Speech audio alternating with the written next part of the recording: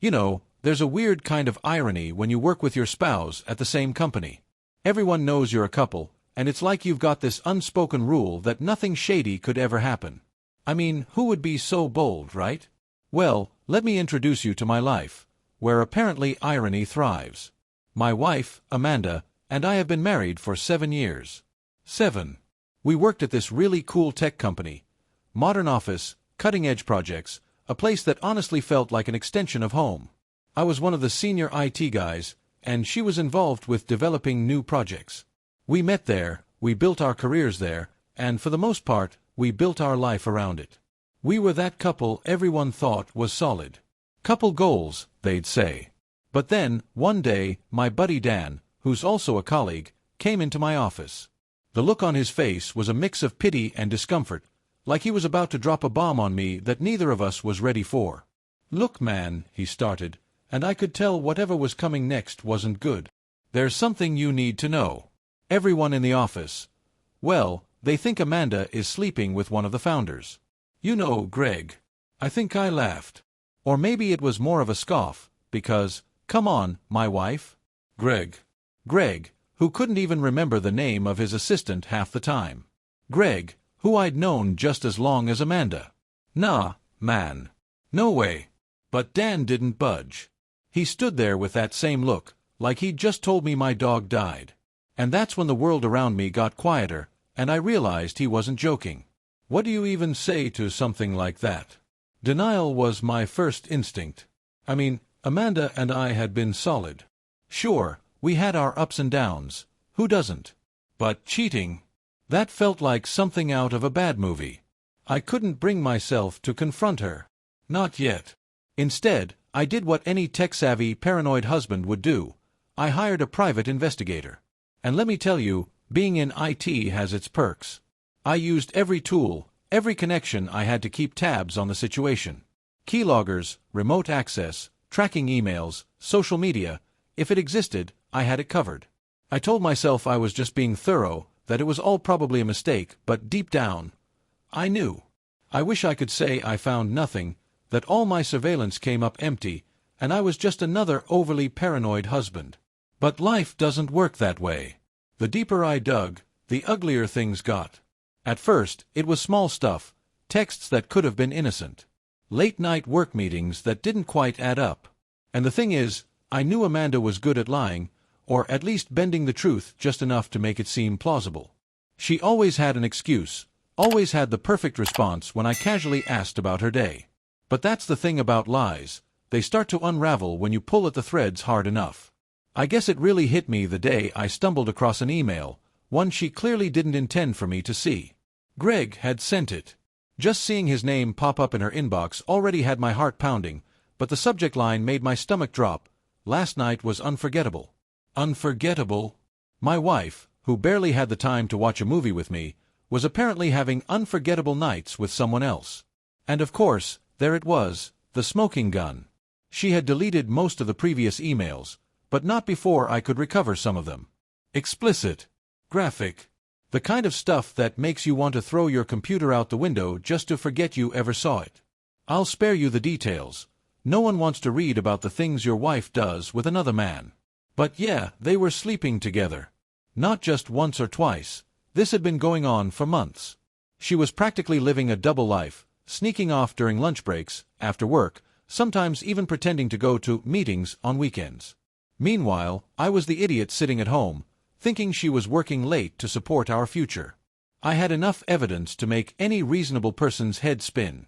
The PI sent me photos, times, dates. And the worst part? It was happening right under my nose, at the company where we both worked, in the building I practically helped to run. The betrayal hit like a gut punch. The realization that every kiss goodbye in the morning, every "I love you" before bed was nothing but an act.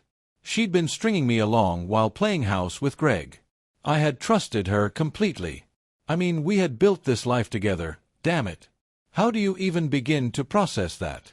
But I wasn't going to let it slide. Oh no, not after what I had seen. I knew I had to confront her, but not in the way she might expect. I needed something bigger. Something that would make sure she couldn't worm her way out of this one with her usual sweet-talking and excuses. I was going to take this slow, calculated, and with a level of public humiliation she would never see coming. Once the shock wore off, it was like a switch flipped in my head. I wasn't sad anymore. I wasn't heartbroken. I was angry. And not just angry, furious. How could she do this to me? To us? My mind was racing, not just with what she had done, but with how I was going to make her pay for it. Amanda wasn't just going to get a polite conversation and some paperwork. No, she needed to feel the betrayal. I was going to take everything from her the way she'd taken everything from me. Lucky for me, working in IT has its advantages. I had access to all sorts of tools and resources that the average person couldn't dream of. I mean, I've always been good with tech, and it wasn't exactly hard to gather the evidence I needed. But instead of confronting her right away, I decided to wait. Bide my time. Let her dig herself deeper. I went about things like everything was normal. Played the loving husband, still asking her about her day, still pretending not to notice when she came home a little too late or when her phone buzzed more than usual. She had no clue I knew everything. Then, the perfect opportunity fell right into my lap. The company was preparing for a big presentation, one that Amanda was heavily involved in. She had been working on this for weeks, making sure everything was perfect for the board of directors. This presentation was a big deal, not just for the company, but for her career. She was the star, the one everyone would be watching. And that's when I had my idea. Why confront her at home, in private, where she could spin the story and turn on the waterworks? No. I was going to make sure she couldn't escape this. I was going to humiliate her in front of the people who mattered the most, her colleagues, her bosses, everyone who had thought she was some kind of model employee. I got my IT team involved. Well, not directly, of course. I couldn't risk any leaks. But I had my ways. A little tinkering here, some security updates there, and before long, I had complete control over the presentation setup. And that's when I made the final call. Instead of the polished, professional presentation Amanda had worked so hard on, they were going to see something else. Something a bit more personal. The day of the presentation arrived, and Amanda was nervous but excited. I watched her get dressed that morning, saw her meticulously prepare herself like she always did before something big. She even kissed me goodbye like everything was fine, and I had to suppress the urge to laugh. She had no idea what was coming. I showed up at the meeting, sitting at the back like a supportive husband, blending into the background. Everyone was there, the board of directors, the other founders, the entire leadership team. Amanda stood at the front, poised and ready, smiling confidently. This was her moment. Then, right as she started the presentation, I gave the signal. And instead of her well-rehearsed slides appearing on the screen, the room was greeted with a video. A video of Amanda and Greg, in a hotel room, doing things that no one in that boardroom needed to see. The room went silent. I mean, dead silent. You could have heard a pin drop. At first, there was confusion. People blinking, looking around, wondering if they were watching some kind of twisted prank. But as the seconds ticked by, and the groans, moans, and unmistakable visuals of my wife and Greg tangled together filled the screen, the confusion turned to horror. The board members were frozen, eyes wide, some turning away in disbelief. Greg, who was seated near the front, went pale. His mouth hung open as if his brain hadn't fully caught up with what was happening. And Amanda. Oh, Amanda. She stood there, eyes glued to the screen, her face flushing redder by the second. I could see the moment it hit her, the realization that this wasn't some technical glitch. This was intentional. This was planned. She turned her head towards me, sitting calmly at the back of the room, and for a moment our eyes met. I just smiled, a cold, knowing smile. That's when she knew. I had done this. I had exposed her. She gasped, tried to stammer something, anything, to stop the video. But there was no stopping it. My IT guys had ensured that once it was live, it couldn't be interrupted. It played in full, every dirty second of it. The room stayed frozen in place, no one daring to move. This wasn't just some affair exposed. This was a complete and total meltdown of her career, her reputation, her life. Finally, after what felt like an eternity, the video ended. The silence that followed was suffocating. No one knew what to say. Amanda just stood there, trembling, tears welling up in her eyes. She tried to speak, but her voice came out in a shaky, pitiful whisper. I can explain. But there was no explaining this. There was no justification, no smooth talking her way out of it this time. And Greg? The coward was already trying to sneak out of the room, his face drenched in sweat. Some founder he was, running like a scared child when things got tough. He didn't even look back. The board members slowly started to gather their things, standing up and filing out of the room in stunned silence. A few threw disgusted glances in Amanda's direction, while others simply avoided looking at her altogether, as if the very sight of her was too much to bear. She just stood there, completely destroyed, shoulders shaking as the reality of what had just happened sank in. I didn't say a word. I didn't need to. The message had been sent loud and clear. She knew she had crossed a line, and she knew I wasn't going to let her come back from it. Later that evening, Amanda came home. I had been expecting it, of course. She hadn't called or texted, but I knew she would show up eventually, hoping to fix things somehow. And honestly, a part of me was curious about what excuse she would try to come up with, what lies she would spin this time. But when she walked through the door, she didn't have that usual Amanda confidence. Her eyes were puffy, red from crying, and her makeup was smeared. She looked like a complete mess. And she was greeted by something even worse than the video, her packed bags, sitting by the front door, waiting for her. "I can't believe you did this to me," she whimpered, her voice breaking as she stared at the bags, refusing to look me in the eye. I just leaned back in my chair, arms crossed, watching her with cold detachment. "Really? You can't believe I did this to you?" I shot back, my voice calm, almost too calm. "I think the better question is, how could you do this to me? To us?" She burst into tears, the kind of dramatic sobbing that might have worked on me years ago, but now? Now it was just pathetic. "I love you. I made a mistake, okay? It wasn't serious. Greg means nothing to me. I was just confused, I guess. It's you I want, you I love. Please, can't we fix this?" The sheer audacity of her words hit me like a slap to the face. "Confused," I repeated, incredulous. "Confused for months, Amanda? You expect me to believe that while you were sneaking around with Greg, having sex with him in hotel rooms, that was all just confusion?" She shook her head, wiping her eyes as she tried to step closer. I don't know why I did it. I swear, it didn't mean anything. It was just a fling, nothing more. We can work this out, I know we can." That's when I lost it. I stood up, towering over her. "No, Amanda. You don't get to spin this into some temporary lapse of judgment. You cheated. You lied.